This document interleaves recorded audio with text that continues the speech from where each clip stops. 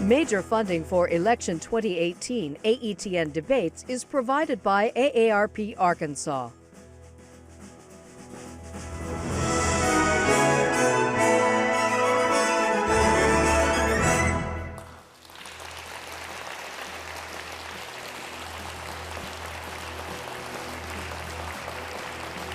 Hello again, everyone. We conclude debate week here on the Arkansas Educational Television Network with a race for governor. One of the three men on stage will be Chief Executive Officer of Arkansas for the next 4 years. In alphabetical order, the nominees are Jared Henderson, the Democratic Party nominee, Asa Hutchinson, the incumbent and Republican nominee, and Mark West, the Libertarian Party candidate.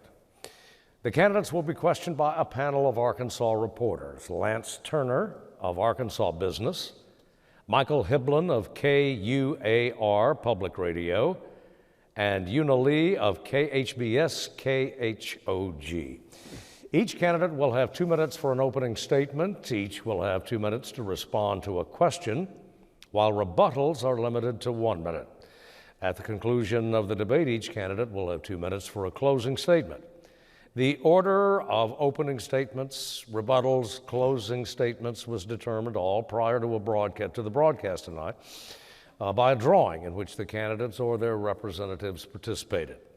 Our timekeeper this hour is Clarita Vasquez.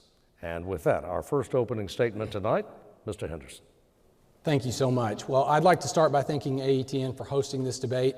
I'd like to thank our moderators. I'd like to thank Governor Hutchinson and Mark West for joining me on stage today to share our competing visions with all the people that are watching. You know, I'm running for governor because I know when this state's at its best, we can expand opportunity and justice to people at a profound and rapid rate. I've learned that in my own experience as an Arkansan. 40 years ago, I was given up for adoption by an unmarried teenage mother. I was taken in by a family that taught me this central lesson. Just 2 generations ago in my family, my grandmother grew up in Oil Trough, Arkansas. She went to the 8th grade twice because there was no 9th grade. Today, her grandson stands here as a college graduate, a former employee of NASA, and is a candidate to be the next governor of Arkansas. I want every child in every family to have the same fair shot that mine had. But we have a long way to go. Right now, as we speak, there's a math teacher in the heart of the Arkansas Delta who found out just 5 days before his students arrived this year that he was going to be required to teach 5 subjects. That's not fair to him, and it doesn't come close to providing the opportunity his precious students deserve. I'm not running because I blame Governor Hutchinson for realities like this, but I am running because I want a governor who's on fire to do something about it. And the truth is, we do have very different beliefs about what unlocks opportunity for people in this state. Governor Hutchinson sincerely believes that one of our most important initiatives next year needs to be a $180 million tax cut for the wealthiest Arkansans. I believe we need to invest in those resources, making public school teaching one of our most important and attractive jobs. We spent a lot of the last 3 years making it harder for some of our most vulnerable citizens to get Medicaid. I think that we need to focus on making health insurance affordable for all of our citizens and the businesses that provide it. I don't know what the governor's stance is or what he would do about childhood poverty, but I know that other states have taken this on. They've cut their teenage pregnancy rates in half in a handful of years. They've crushed the cycle of poverty in countless families and communities. We can too, and that's why I'm running. Thank you. Mr. Henderson, thank you. Mr. Hutchinson. It is good to be on the campus of UCA, and I'm grateful for AETN for sponsoring this series of debates. Whenever you look at a candidate running for re-election, the first test of re-election is, did you do what you said you were going to do, and did you keep your promises? Growing up on a farm in northwestern Arkansas, parents who had high school educations, they instilled in me the value of education. That's why I understand how important education is to Arkansas. 4 years ago, I pledged that we were going to, first of all, have a $100 million income tax cut. Secondly, we were going to put computer coding into every high school in Arkansas. And then I said that I wanted to be the jobs governor in Arkansas and create more opportunity for our young people. How did we do on those measuring sticks? First of all, we accomplished the tax cut that we promised, put more money in people's pockets.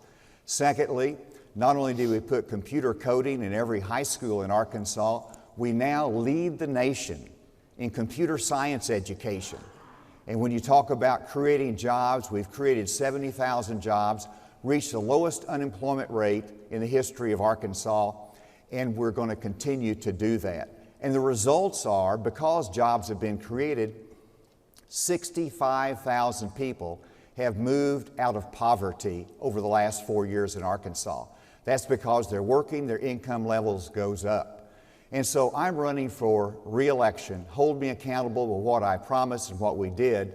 And if you look at the future, though, that's what I'm excited about, because in the future we're going to continue to create jobs, build a transportation system that's second to none here in Arkansas.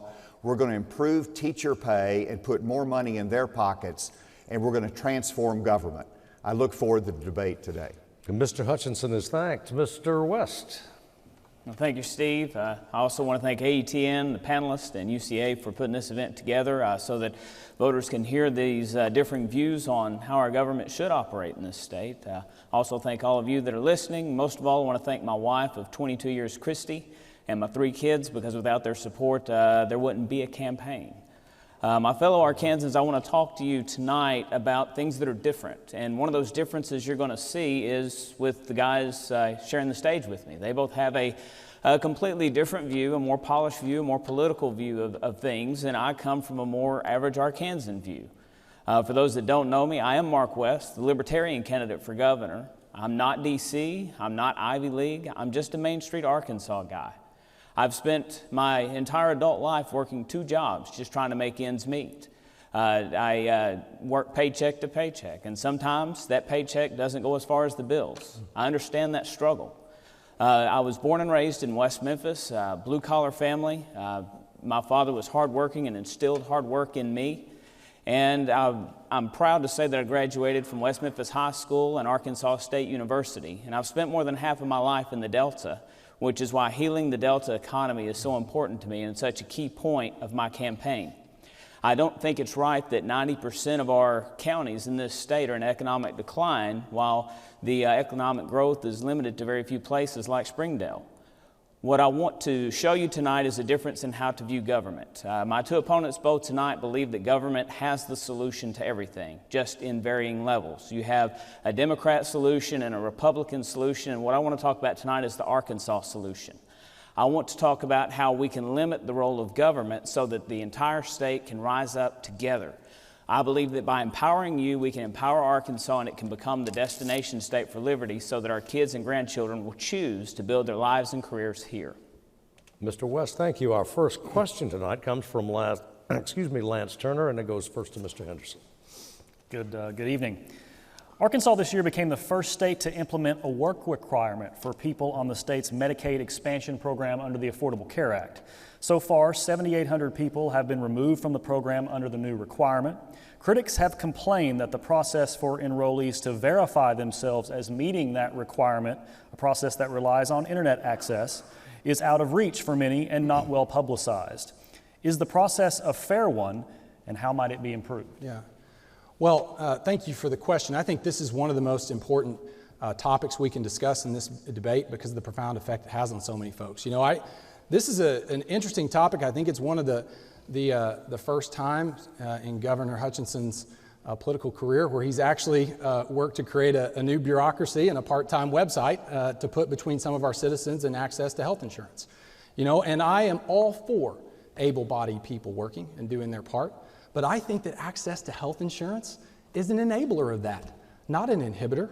And I also know that beyond the harm that we can do when we deprive some of our most vulnerable citizens of access to health insurance, it goes beyond just their own welfare. You know, I read earlier this week that 16,000 people are on track to fail to qualify. If 16,000 people lose their access to Medicaid, we're going to have countless doctors and nurses and health professionals that are going to do more uncompensated care. We could put the survival of some of our rural hospitals at risk. We'll end up raising the cost of insurance for everyone else that buys it or provides it to compensate for that uncompensated care that's going to be provided when people show up to the doctor and to ERs without Medicaid coverage. As we scale back Medicaid, we also deprive our economy of the federal dollars that come in. So I just think this is bad policy all around. And it's not because I don't think people should do their fair shot. I think that health care, that Medicaid is an enabler of that. We ought to celebrate it. The discussion that we should be having in this state is how do we lower the cost of health care? You know, insurance premiums are going up double digits every year, and that's if you're healthy. One of the single most important problems we could solve for the average Arkansan family is talking about and fixing that. That would not only help families, it would also help the businesses that are struggling with how to provide it and do right by their employees. We can do this, but we've got to start by having the right discussions. Mr. Henderson, thank you. Mr. West. Yes, one of the, to answer your question, is the process fair? No. There are a lot of parts of our state that lack the infrastructure necessary to make it easy for people to access the internet, to do the reporting, or to actually have the transportation to get where they do the reporting so they can qualify. But it's also unfair because the state shouldn't be involved in charity. The state shouldn't be involved in providing health care to people. What this does in the long run is it robs the state of Arkansas, because so many of our citizens are people that believe in charity. I don't know about you, but I know the communities I live in, charity is a big deal. People give to charitable organizations. Every Thanksgiving, one of my favorite things to do is scoop up my kids and my wife, and we go to a church and we serve the homeless and the poor a Thanksgiving meal. Charity is a big thing in Arkansas. People love to give. And I feel that what we have with these government-mandated, government-run solutions is we rob the state of that opportunity to build community. Because we build community when we're able to meet those needs together, when we see our neighbor in need and we find a way to meet their need ourselves. We don't go to the government and demand, because what you create is this dependency where you're dependent on another solution from the government. You're dependent on more money from the government or more infrastructure from the government, when instead you can build it yourself. Now, how do we improve it? I think one thing we can do is begin scaling back regulations and laws that make it harder for direct care clinics to come into this state. Direct care clinics are able to cut basic health care costs by 70 to 80%, and there are a couple of them in this state.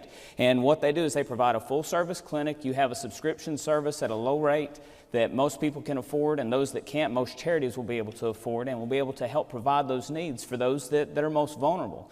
And if the goal is cutting healthcare costs, there's two ways to do it, and do it in a way that builds communities in Arkansas so we come up together. Mr. West, thank you. Mr. Hutchinson. Whenever you have a lower unemployment rate than the national average, when you've reached the lowest unemployment rate in the history of Arkansas, people are working, but also we need to move more people into the workforce. The work requirement is a way to not only balance compassion with responsibility, but it's also, for those able-bodied people without dependent children at home, a means for them to get more training, to be able to find access to a job, and that's what we want to do. We don't want to leave them in generations of poverty. We want to assist them with health care, but also to get the training necessary to work. That's why the work requirement is absolutely the right balance that we can achieve. When it comes to how we have implemented this, it is important to know that anybody who needs assistance, they go to the DHS office just like they do on SNAP benefits. They get the assistance they need. We just want to be able to identify them so that we can help them move on to work and get the training that's needed. The people of Arkansas support this kind of work requirement for able-bodied individuals, and they support it, and Mr. Henderson's idea would cost us a lot. First of all, to say that someone who's able-bodied shouldn't have to be working when they don't have dependent children adds to that burden and that generational poverty. We want to move them to work. Secondly, if under Mr. Henderson's proposal, there would be over 250,000 people that would lose their health insurance, and here's the reason why. Because without that work requirement, it will not have the support of the Arkansas legislature and the Arkansas public. They would lose their insurance, the whole program would die. The work requirement is the right balance. Mr. Henderson. Yes. Well, I simply don't agree that the majority of the Arkansas public doesn't support helping some of our most vulnerable citizens have access to health care. I've talked to thousands of them, not just over the course of this campaign, but in my work in the Delta and in southern Arkansas. And I think, when the governor talks about getting support from the legislature, You know, he's thinking about Medicaid through the same political lens that he's probably thought about it for 30 years as a big government versus small government problem. You know, to me, I look at this through the eyes of a leader. And I believe, and I know, I've met families all over the Delta. This is an enabler of them being able to work, not an inhibitor. And if we want to spend less on Medicaid, and I think all of us up here do, it's not by throwing people off or creating obstacles, it's by solving the underlying problem. If we do what other states have done around this country, if we can cut our rate of teenage pregnancy by 30, 40, or 50%, in 5 and 10 years, we'll be spending dramatically less on Medicaid, and we won't leave a single vulnerable citizen behind in the process. Michael Hiblin has the next question. First to Mr. West. Mr. West, this year we've had several former Arkansas state lawmakers convicted of corruption, taking bribes or kickbacks, and investigations continue into others, including the nephew of Governor Asa Hutchinson, former state senator Jeremy Hutchinson, who already faces charges of using campaign funds for personal expenses. As governor, specifically, what do you feel needs to be done to rein in this kind of corruption? Michael, thank you for that question. It's a great question. What we need to begin doing is looking at what this has done to our state as far as the public trust. People in this state trust their government less. A lot of them already trusted it on a lower scale, and now they trust it less. One of the things that I would say about corruption is, you know, it's human nature.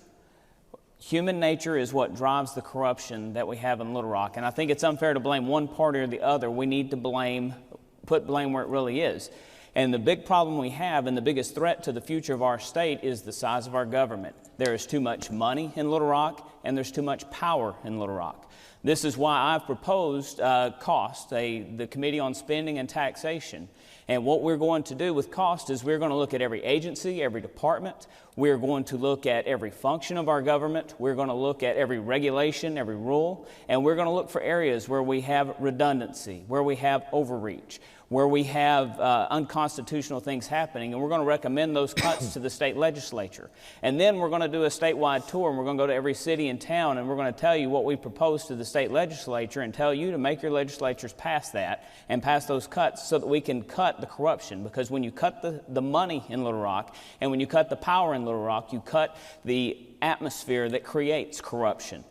But at the same time, we also need to hold those who have been involved accountable. That means if you have been involved with bribery, you need to be paying the taxpayers back for that. And that doesn't matter to me if you were a legislator or a business or a lobbyist.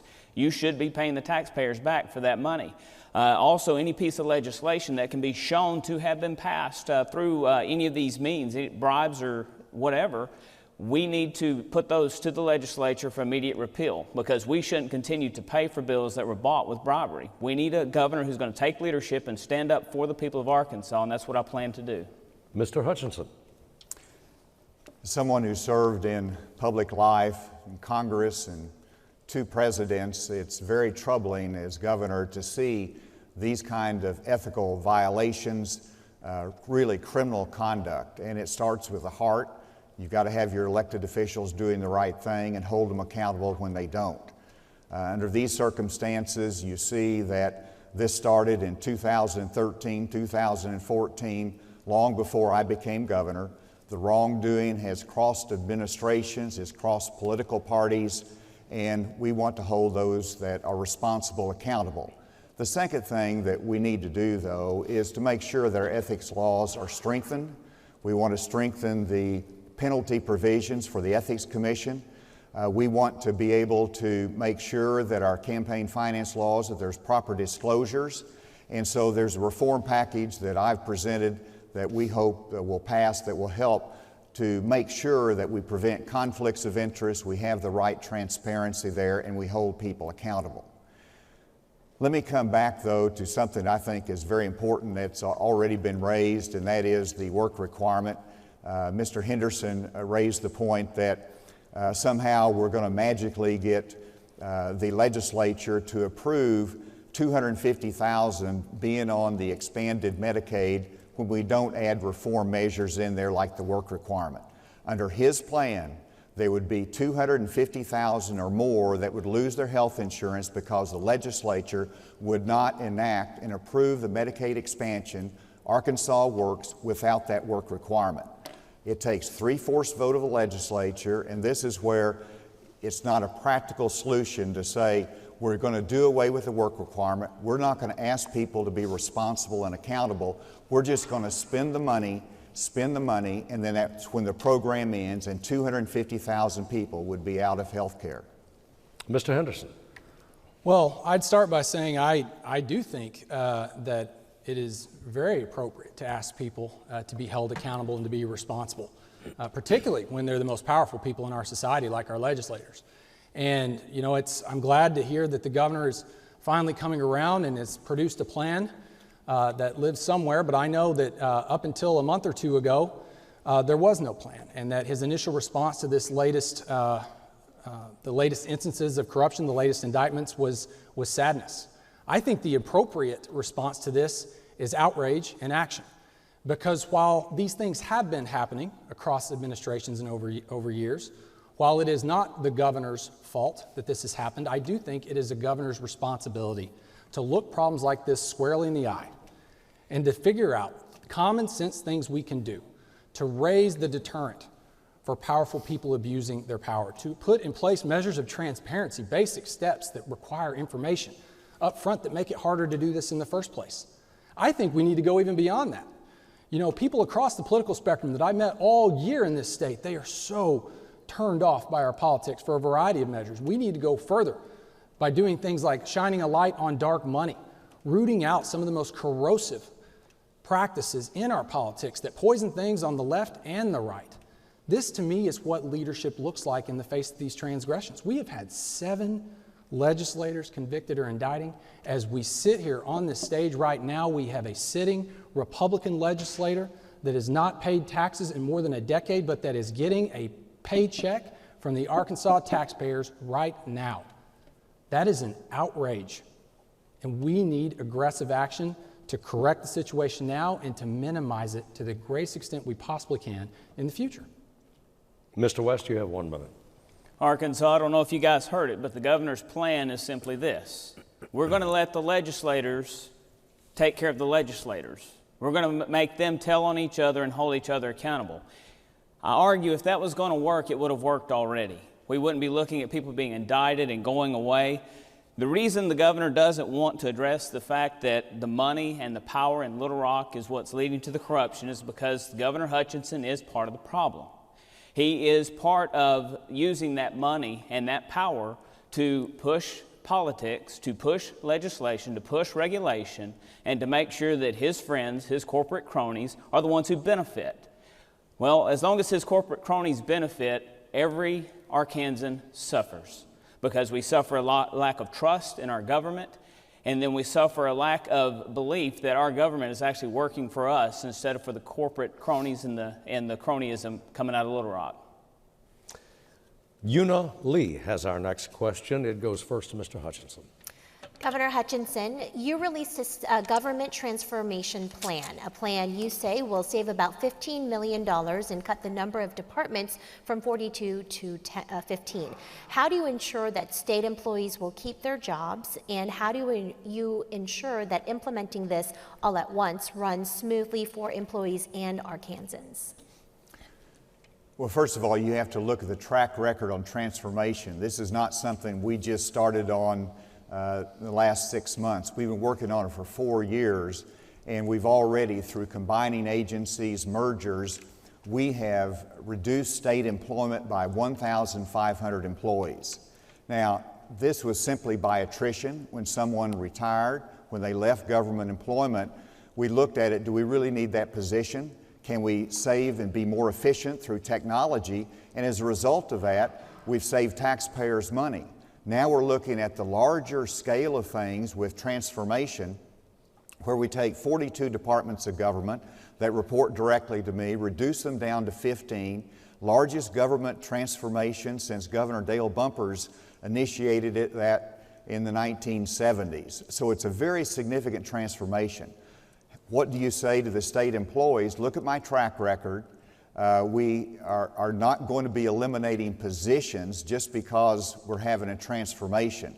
Over time, there will be natural efficiencies that will be achieved through technology, through consolidations. Employees' jobs will be protected, but we will lose some employment through efficiencies over time. That's the humanitarian way to approach it. And through this, we're going to have great success. Better delivery of services for the taxpayers, more accountability, and we'll save some money down the road. One transformation thing we did through technology is it used to be that you would have to go down to the revenue office to get your car tags renewed.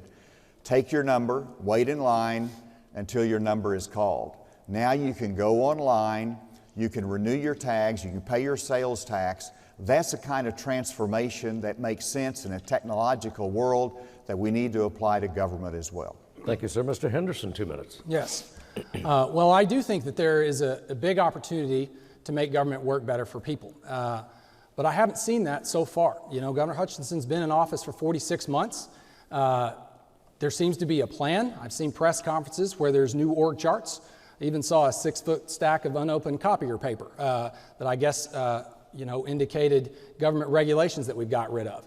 To me, if you can't explain clearly and simply what you want to deliver for people in government, then you don't really have any hope of transforming it in a positive direction. To me, government transformation looks pretty simple. It means for each department and subdepartment, whether it's DHS or education, it means having 5 to 10 simple, measurable public goals that affect people's day-to-day welfare and lives, that allow for public accountability, that not only ensure that the people get what they need from government at a good price, but also so that state employees know what they're being held accountable for and feel empowered and fired up to go achieve it.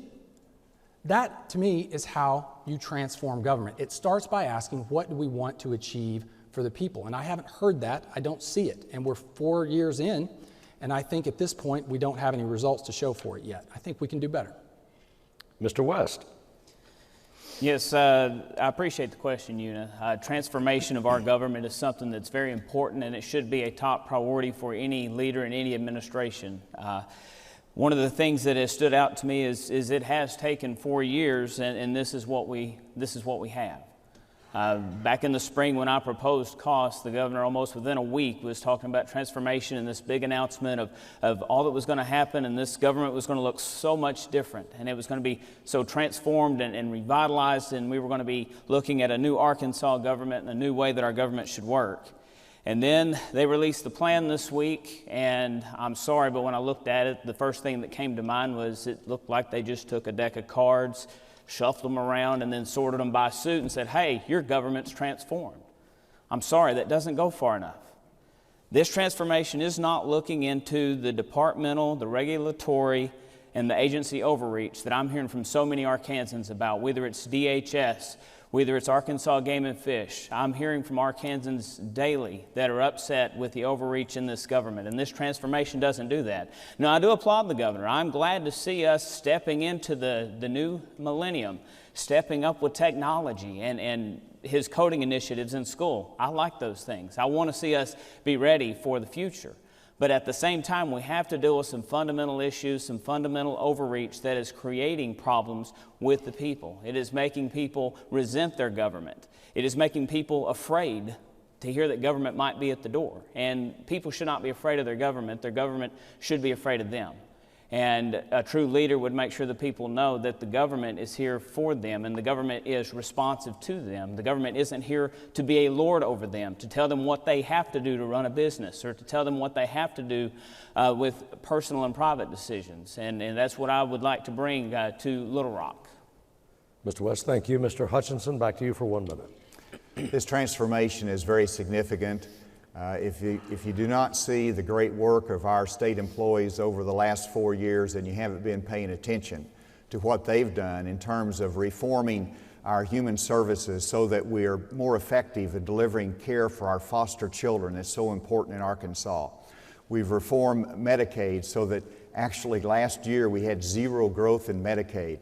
This is an example of what our state employees are doing in creating 70,000 jobs, recruiting industry to our state. The Department of Health doing an incredible job containing and making sure we don't have epidemics that spread. This is the day-to-day hard work of government.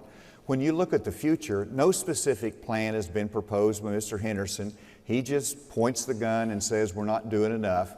When you look at transformation, one of the things we've done is create for the first time in history an Inspector General's office. It gives us a capability to detect fraud, to detect misuse of funds, and that's the important kind of transformation that will help us protect taxpayer dollars. Michael Hiblin has the next question, first for Mr. Henderson. Education advocates are debating the impact of charter schools across the country. In Arkansas, we've seen a steady increase in the number of charter schools, but many say that this investment diverts money and attention and students away from existing public schools. Does Arkansas need more charter schools, or do we need to be investing more in public education? I think, and if I could only tell the people of this state one thing, the most important investment, the most important priority that we need to have over the next 10 years is making this the best state in the United States to be a public school teacher. If we do that, kids in every zip code, in traditional public schools, in charter schools, will have the core of what they need to have a fair shot in this economy and in this world. We are living in a time right now where we need our educators to get kids to and through college. We need them to equip and train kids for good, well-paying technical and vocational jobs. And we need them to prepare our precious kids for jobs that don't even exist yet. While this is happening over the last decade, we've seen a vast drop in the number of people that are entering this most crucial profession. That has to be the single problem that we solve. In my campaign 2 months ago, we proposed a comprehensive plan to do that. A plan that was built by listening to hundreds and hundreds and hundreds of teachers, not just over the last year of this campaign, but over the last decade of my career. It involves raising teacher pay, not just so that Arkansas can be regionally competitive, but so that we can be nationally competitive. It involves safeguarding their benefits, their retirement system, which is one of the few things we already get right if we want to make this a world-class place to be a teacher. It means figuring out how we make their health insurance more affordable. And it means figuring out how do we actually get government, whether it's in Little Rock or in D.C., off their back. You know, if you listen to teachers, if you ask them one thing they want to change to help them reach their kids, it's actually not pay. The first thing that they talk about is how buried they are by government, how they have to prove through tests and evaluation systems and other endless forms of bureaucracy that they care about their kids, that they're competent, and that they're doing the right thing. We have got to roll that back. We have got to make this an incredible place to be a public school teacher. Mr. Henderson, thank you. Mr. West, 2 minutes. My son Caleb has struggled with a learning disability. And one of the things we ran into in his elementary school years was he was falling behind. He was struggling with reading, he was struggling with math, he was struggling with everything. So we exercised our option and brought him home. And my wife, Christy, homeschooled him for a year. And the one thing that happened with him and going back, coming home for homeschooling, he learned everything, picked up everything. We were able to put him back in school, and he was where he should be. But one of the things that suffered in that process was his relationships. Some of his friends had moved on into deeper friendships with other people. So he went back to school alone. He went back to school in a struggle, in a battle to build friendships. And one of the reasons my son wound up in that spot, and as his teachers told us, was, as Jared just talked about, the teachers were just strangled by government. So much government regulation, government standards, all these things press on our teachers. And they take away their flexibility to teach our students. Our teachers are very well gifted. They develop brains, which is amazing to think about. But when they develop our children's brains, they need the ability and the freedom and flexibility to teach our students where they are. I think our education system needs to have an opt-out where parents who want to go and pursue another type of schooling, whether it's homeschooling or a charter school or a private school, any type of schooling, online education, parents need to have the freedom and flexibility to find the education that best suits them. And education shouldn't be about making sure, we shouldn't have this competition between public and charter schools. That's unfair. The question should be, what are we doing for our students? What are we doing for our kids? Because our kids are going to be the ones that are going to carry the future.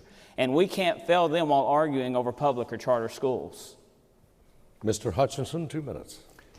Since I've been governor, I've been in over 65 high schools and schools all across Arkansas, small and large, talking to teachers, visiting about the issues that they face. And one thing that I'm convinced of is that our traditional public schools can compete with any charter school, that they can compete with any private school.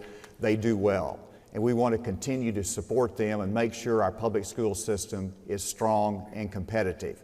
When you look at the initiatives that we have emphasized over the last 4 years, it's the reading initiative. So they're reading at grade level in the 3rd grade, which is the foundation of reading. Our RISE initiative has been in over 300 schools across Arkansas.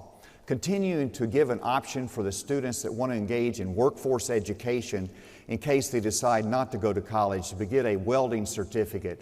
We've enhanced the ability of our students to access those kind of good paying jobs in the industrial sector. Continue to emphasize STEM education and computer coding in our schools. These are success stories for Arkansas, and our public schools are doing well. Teachers are a critical part of that. That's why I have set forth a plan that I was encouraged that the legislature embraced, which is to raise teacher pay once again, as we have done in the past, to raise it over the next 4 years by $4,000, so it will be the highest in the region. Now, Mr. Henderson has another plan that says we're going to pay for teacher pay increases by letting out 20% of our prison population. We're going to reduce our prison population by 20%. Let me tell you, you let thousands and thousands out of prison arbitrarily without a plan, then you're going to wind up increasing the danger to our society. That's not the right way. We've got a better plan to pay for the increase in teachers' pay. Mr. Henderson, 1 minute. Well, something remarkable just happened right now. I think Governor Hutchinson just became the first sitting Arkansas governor to say that our state is not capable of matching the achievements of Mississippi. You know, Governor Hutchinson just criticized my criminal justice plan that I released last week. I proposed doing what Mississippi has already done over the last 8 years. Did you know in the last 8 years, Mississippi has cut their prison population by 18%. Crime has gone down. They've already saved $40 million. They are on track to save $250 million over the next decade. The governor received a report about 2 years ago that said if we don't have leadership in our criminal justice system, that the Arkansas taxpayers are going to be on the hook for $650 million in new spending over the next 5 years. I think that demands a response and a set of proposals. You know, my teacher plan, it's one of the things I'm most proud of, not just the ideas behind it, but how we pay for it. And I'll let the educators in the audience evaluate it on its merits. Ms. Lee has the next question. First to Mr. West. All right, well, Mr. West, let's talk about the prison system. The Arkansas Department of Correction is dealing with a number of issues, from overcrowding and staffing to recent drug deaths in various units. So do you think we need prison reform, and is privatization the answer? Una, thank you for that question. Criminal justice reform is a big deal for me. One of the things that really troubles me is, as Jared was just talking, is the thing we used to do in Arkansas was we would look at all the national statistics, whether it was education or the economy. We're always thankful we had Mississippi down below us, and now Mississippi's gotten ahead of us in reforming their prison system. One of the big issues we have in Arkansas is the way we do criminal justice, and part of that is exacerbating the problem. It's exacerbating the problem because we wind up with too many people in prison that shouldn't be there. One thing we can begin doing, and this is something that I've proposed, and I believe Jared agrees with me at least in part on it, is our policing needs to deal with drugs differently. We have been in a drug war in Arkansas that has cost police officers' lives, it's cost communities, when really drugs are not a penal system issue. They are a healthcare issue. And most people will tell you, especially if they've done the research, most studies show that if someone goes to jail just simply for drugs, they come back out more likely to do it again and actually commit a worse offense when they come out. Now, those that go to treatment rather than prison, they are 1/3 less likely to go back to doing drugs. So we need to treat drugs. We need to treat drug addiction and our drug problem in the state as a health care issue, as an issue and in doing so, what that will do is it will create the opportunity to have a smaller prison population. I believe that people that are in prison right now for drug-related offenses, they should be immediately released. We should have, and we can put together a program to make it to where they can transition back into society, a transition program where they can get employment, job skills, job training, job education, have the plan in place, release those people, and ease the burden on our prison system as a whole. To Mr. Hutchinson. Whenever you look at what Mississippi did, they had a burgeoning prison population because they had put in truth in sentencing, they had enhanced the penalties, and so they were going out the roof with their prison population. They started implementing the reforms that we have already implemented in Arkansas. And so Mr. Henderson's talk about Mississippi is really not applicable here. In Arkansas, we did have the Pew Research which made some recommendations, and that was alternative sentencing. That was not to send someone automatically back to prison that had a parole violation, if it could be considered a technical violation. So we implemented these reforms. One of the things that we did was we put in 250 reentry beds so that we can ease people coming out of prison so that they get more support. We put in crisis stabilization units, which is a very significant program, so that we're not loading up our county jails and our prison systems with those that have mental health problems. We're trying to divert them to get the help that they need. And so all of these reforms and alternative sentencing and emphasis on drug treatment courts have been put into place. Now, on top of that, Mr. Henderson now wants to say we ought to reduce the prison population arbitrarily by 20%. That are thousands and thousands that would be let go. And let me tell you, I see it, I work with the prison system, and you cannot do that and keep the public safe. We need to invest in more parole officers, which we are doing. We need to enhance the reentry programs, which we were doing, but we need to make sure that we keep our streets safe and to make sure we're not letting out of prison those that would endanger our families and our communities. 2 minutes, Mr. Henderson. Thank you. Well, I will say, you know, one of the most significant events in my life over the last couple of years has been becoming a father. So I share the concerns for public safety that everyone on this stage and every single person watching this debate shares. I also know that when we compare ourselves to Mississippi, we too do have a burgeoning prison population. If Arkansas were a country, there would only be 5 nations in the world that incarcerate a higher percentage of their people than we do. And while Mississippi has been making dramatic progress, we've been going in the opposite direction. And we have been putting a few initiatives here and there in place that plant some seeds for progress. But I know for a fact that we're not doing enough. I know for a fact that the ideas that I've released are not only doable but necessary, because I didn't write them myself. I wrote them in conjunction with dozens of law enforcement officials from around the state, working in every corner of this state. I wrote it working in conjunction with all manner of mental health professionals, both those that work in the criminal justice system and in other parts of our society. I worked it and developed it alongside members of communities that share the same concerns for public safety, but also see firsthand the countless number of families we are destroying when there are other completely safe alternatives to $22,000 a year incarceration.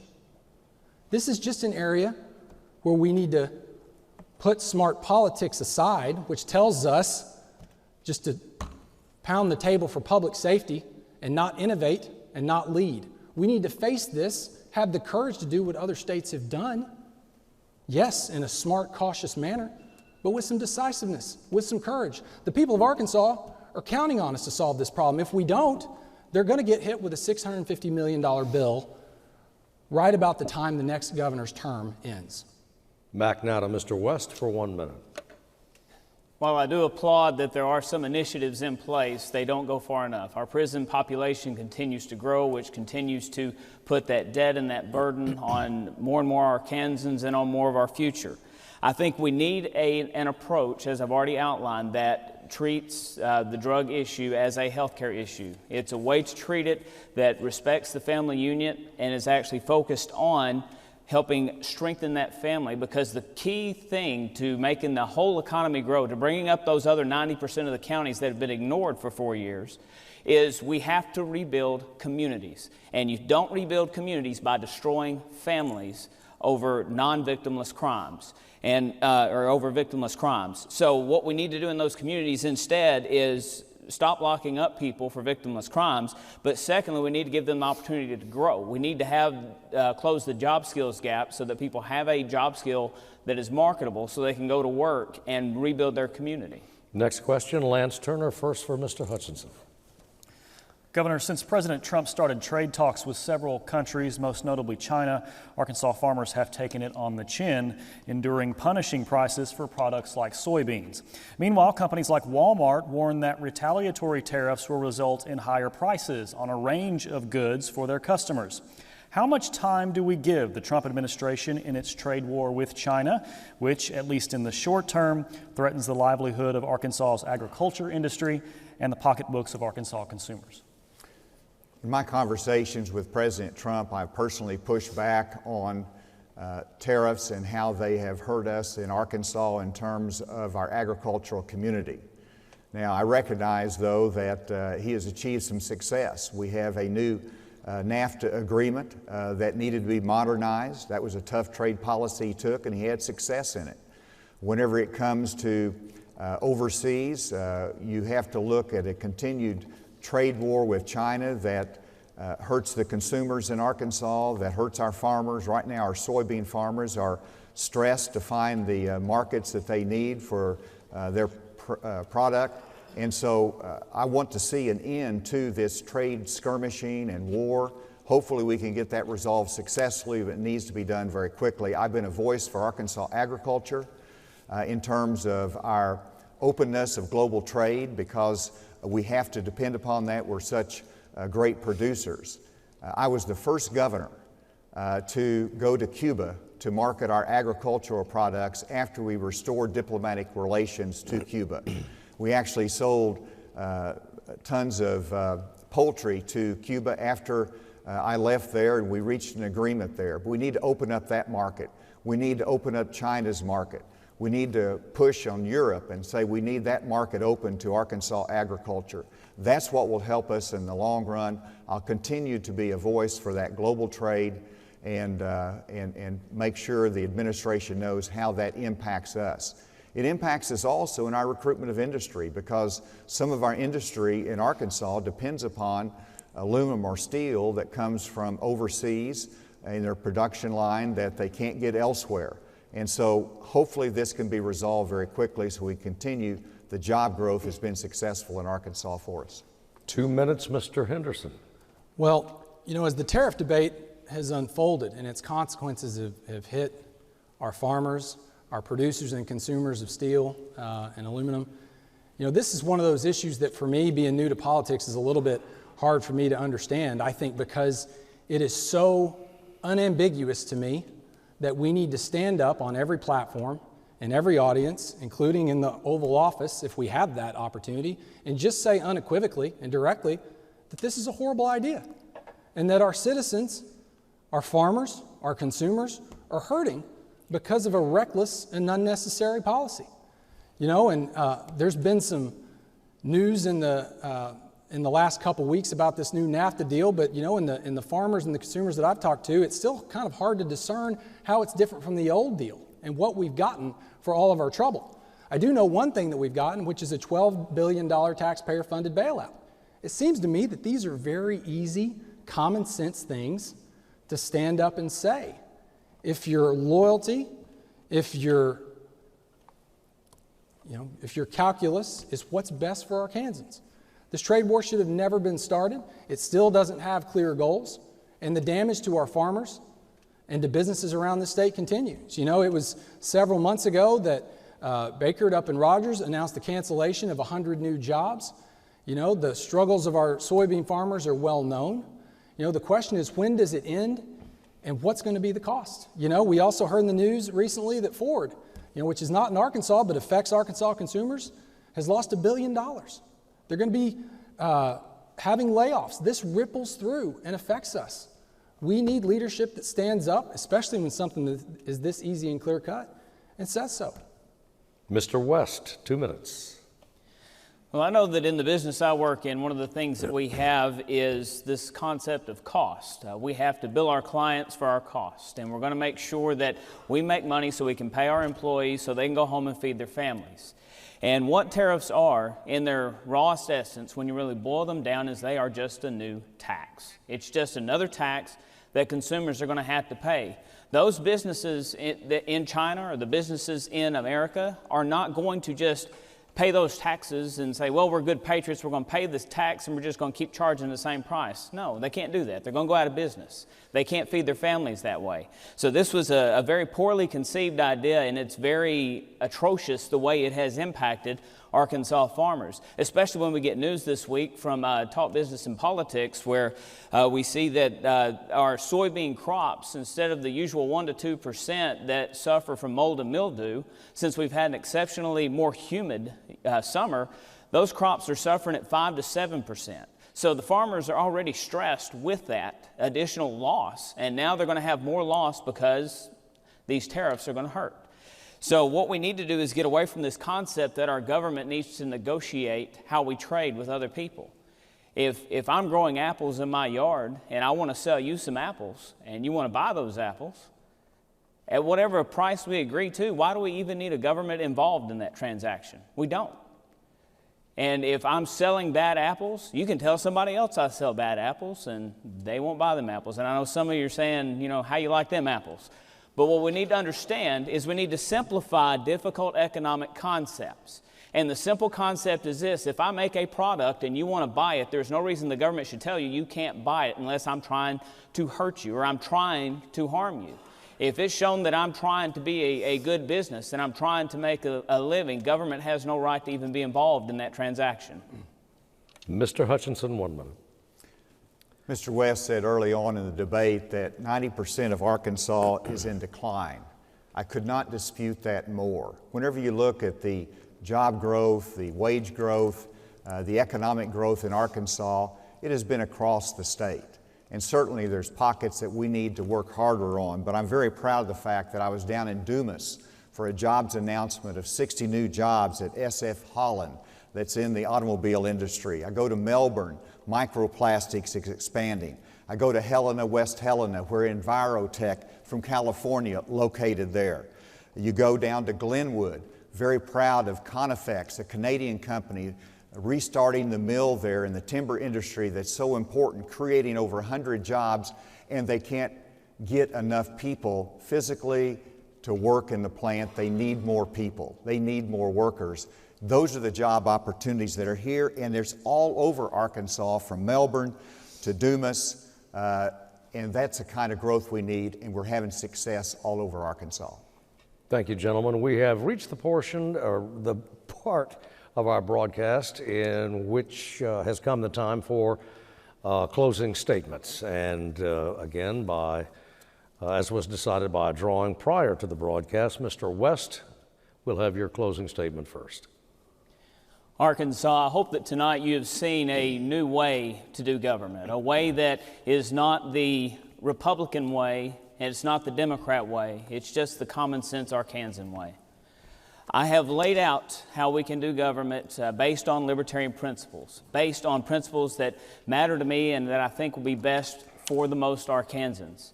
The core principle of libertarians is what we call the non-aggression principle. You'll hear us call it the NAP on occasion. And to boil it down, it's simply this: don't hurt people, don't take their things. Now, I don't think anyone on the stage would disagree that that's a great way to deal with each other. However, libertarians go further. We say, you know what, the government shouldn't hurt people or take their things either. As a Christian, I was a pastor, or I have been a pastor for 15 years. And one of the things that always stood out to me is Jesus' Sermon on the Mount. It was kind of his marching instructions for those who follow him. And one of those instructions was, do unto others as you would have them do unto you.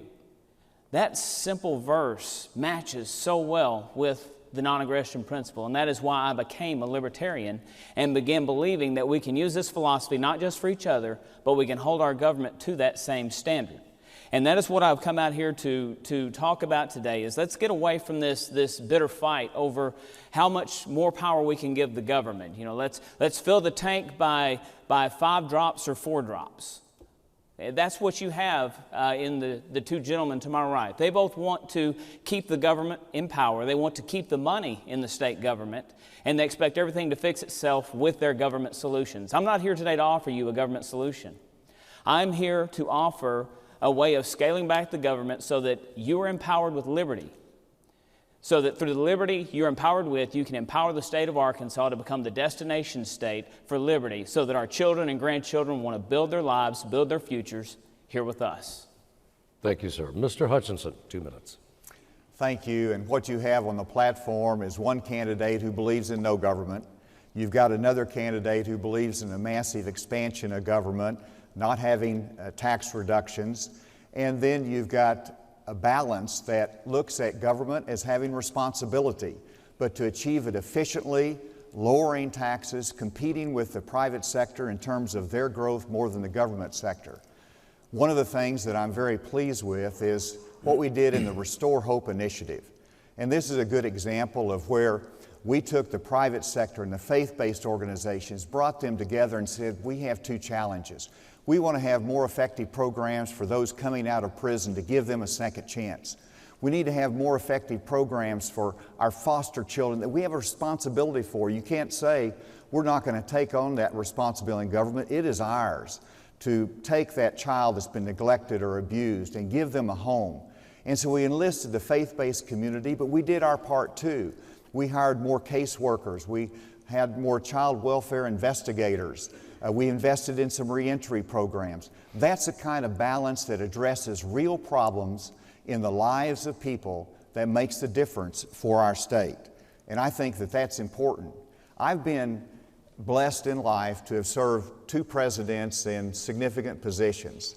There's not been a higher privilege than I've had than to serve the people of Arkansas as governor. Today, I'm asking for your support for re-election because we kept our promises, the test of the last 4 years. We've expanded growth in Arkansas, created opportunity, but it is all about the future. And we're going to have a good highway plan.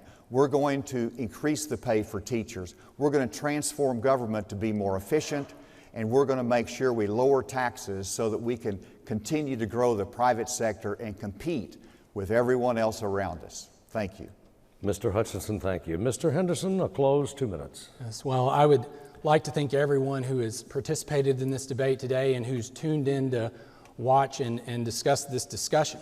You know, in my first political race, the question that I ask myself all the time is, how will my son look back on my candidacy and the things that I stand for when he's old enough to look back on it? What will he see, and what will we have achieved for him and his generation? And I look at that through the lens of what my parents and my grandparents and their generation have done. You know, Arkansas, over the last few generations, we built some of the most extraordinary businesses in the entire world.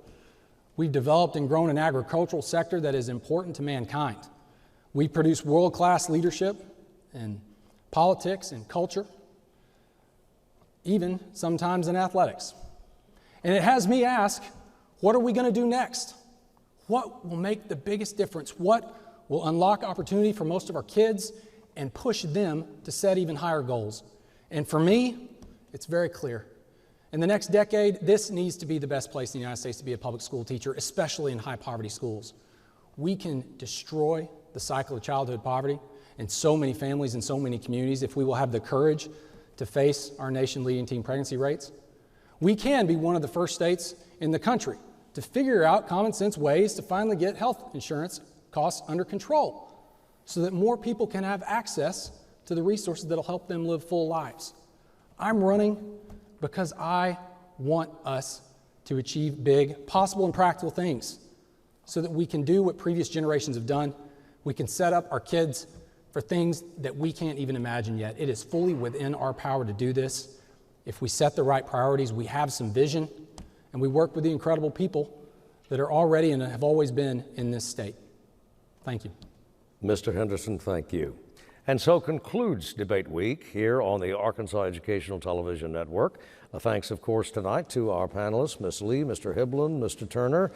Ladies and gentlemen, the Republican, Democrat, and Libertarian candidates for governor of Arkansas. Gentlemen, thank you for being with us. Thanks to our audience. Thanks to the University of Central Arkansas for hosting these debates. We'll see you in a couple of years.